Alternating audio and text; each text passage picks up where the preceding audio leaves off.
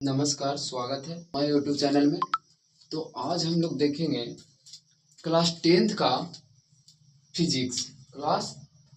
Physics जिसमें कुछ महत्वपूर्ण प्रश्न है जो वीवीआई है। क्या वीवीआई, जिसमें हम लोग को पढ़ना है शॉर्ट आंसर यानी लघु उत्तरीय प्रश्न। जो आपको प्रश्न दिया रहेगा उसको लघु यानी छोटा आंसर देना है ना।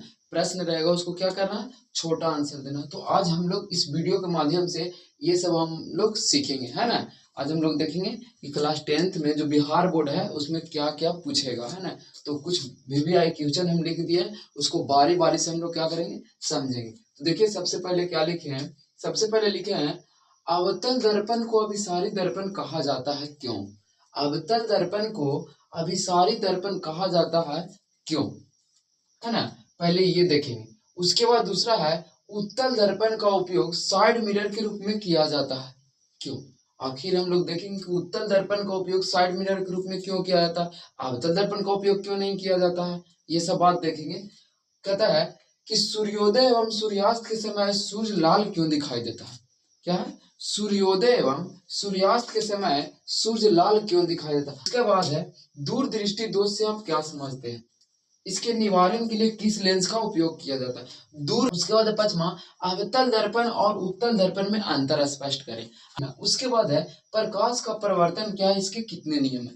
प्रकाश का परिवर्तन क्या है और इसके कितने नियम है उसके बारे में जानकारी देना। उसके बाद है अवतल लेंस को अभिसारी लेंस कहा जाता है क्यों। अवतल लेंस को अभिसारी लेंस कहा जाता है क्यों, इसके बारे में जानना। उसके बाद है किसी चालक का प्रतिरोध किन किन बातों पर निर्भर करता। किसी भी चालक का जो प्रतिरोध है वो किन किन बातों पर निर्भर करता है, ये भी हम लोग जानेंगे।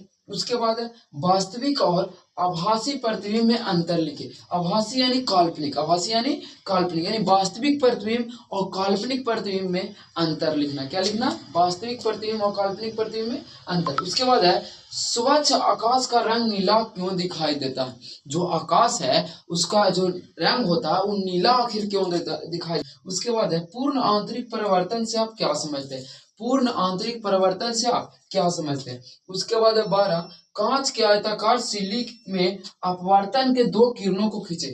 कांच के आयताकार सिल्ली, एक कांच का आयताकार सिल्ली ले लेना है जिसमें क्या करना है, एक क्या करना है अपवर्तन के माध्यम से क्या करना है, दो चित्र खींचना है, दो किरण को यानी चित्र यानी क्या, किरण को खींचना है। तथा प्रकाश के प्रकीर्णन से आप क्या समझते हैं। प्रकाश के प्रकीर्णन से आप क्या समझते हैं इसके बारे में जानकारी लेना। उसके बाद है विद्युत धारा क्या है, इसका एसआई मात्रक क्या होता है। विद्युत धारा क्या है, इसका एसआई मात्रक क्या होता है। उसके बाद है प्रकाश का अपवर्तन क्या है, प्रकाश का अपवर्तन क्या है। तो ये सारे हैं और भी कुछ क्वेश्चन है, यहाँ पे जगह नहीं होने के कारण इतना ही लिख पाए, इसके बाद अगले वीडियो में हम बता देंगे। देखिए इतने सारे जो है ये सब 2 नंबर का है। कितना, 2 नंबर का क्वेश्चन है। हम लोग इसको बारी बारी से क्या करेंगे देखेंगे, इस वीडियो के माध्यम से हम लोग इसको बारी बारी से सीखेंगे। आज समझ में क्या करेंगे, बारी बारी से सीखेंगे। तो देखिए सबसे पहले अवतल दर्पण को अभिसारी दर्पण क्यों कहा जाता है। बने रहिए इस वीडियो में, आगे बताते हैं।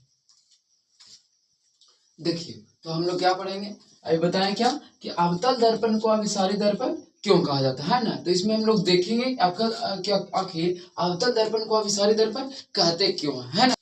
हाँ तो देखिए हम लोग क्या जान रहे थे, अवतल दर्पण को अभिसारी दर्पण कहा जाता है क्यों, है ना, यही ना देख रहे थे। तो अवतल दर्पण को अभिसारी दर्पण क्यों कहा जाता है ना, तो इसका आंसर क्या है, क्यों किया जाता है। देखिए अवतल दर्पण को अभिसारी दर्पण कहते हैं क्योंकि अवतल दर्पण का परावर्तक सतह जो होता है वो अंदर की ओर वक्रित होता है। किधर होता है, अंदर की ओर वक्रित होता है, जिनसे उस पर पड़ने वाली प्रकाश की किरण एक बिंदु पर आकर क्या होती है, मिलती है।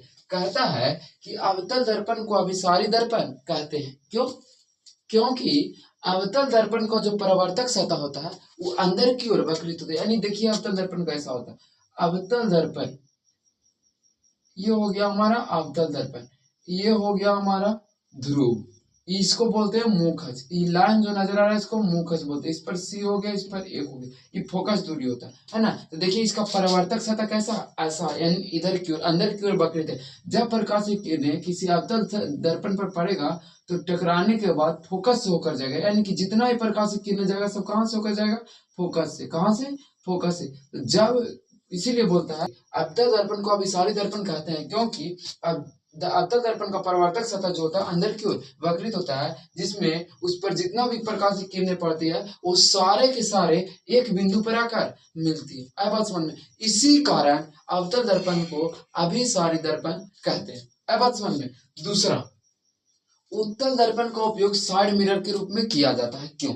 उत्तल दर्पण का उपयोग साइड मिरर के रूप में किया जाता है, क्यों? आखिर अवतल दर्पण का उपयोग क्यों नहीं किया था? तो कुछ ना कुछ सबका रीजन ही होता है। अब देखिए इसका आंसर क्या कहता है, उत्तल दर्पण का उपयोग साइड मिरर के रूप में किया जाता है। उत्तल दर्पण का उपयोग साइड मिरर के रूप में किया जाता है क्योंकि यह हमेशा किसी वस्तु का सीधा और छोटा प्रतिबिंब बनाता है। यानी उत्तल दर्पण से कह सकते हैं कि किसी वस्तु का प्रतिबिंब जो होगा सीधा और छोटा बनेगा। कैसे बनेगा? सीधा और छोटा बनता, तथा इसका दृष्टि क्षेत्र बहुत अधिक होता। इसका दृष्टि क्षेत्र क्या होता है? देखने की जो क्षमता होता है वो बहुत दूर तक होता है, क्योंकि यह बाहर की ओर वक्रित होता है। मतलब समझिए, देखिए ये हमारा हो गया उत्तल दर्पण। कौन सा दर्पण हो गया? उत्तल। देखिए इसका परावर्तक सतह जो है बाहर की ओर वक्रित है। किधर है? बाहर की ओर वक्रित है, यानी कि इसका दृष्टि क्षेत्र जो होता है बहुत बड़ा होता है। मतलब देखने की क्षमता इसमें बहुत है, इससे कहीं ज्यादा क्षमता किसमें होती है? उत्तल दर्पण में। कहता है क्योंकि यह बाहर की ओर वक्रित होता है, जिससे चालक, यानी चालक का मतलब कौन? ड्राइवर। चालक, ड्राइवर यानी ड्राइवर को पीछे की वाहनों को देखने में क्या होती है? आसानी होती है। इसी कारण उत्तल दर्पण का उपयोग साइड मिरर के रूप में किया जाता है। समझ में आया? यानी कह सकते हैं कि अवतल दर्पण का परावर्तक सतह, यानी कि इसका कहेंगे कि अवतल दर्पण का जो दृष्टि क्षेत्र होता है वो बहुत कम होता है, लेकिन उत्तल दर्पण का दृष्टि क्षेत्र जो होता है वो क्या होता है? अधिक होता है। इसी कारण उत्तल दर्पण को साइड मिरर के रूप में उपयोग किया था। अब बात समझने। अब आप लोग चाहे तो स्क्रीनशॉट भी ले सकते हैं। किसी को अगर समझ में नहीं आए तो कमेंट कर सकते हैं।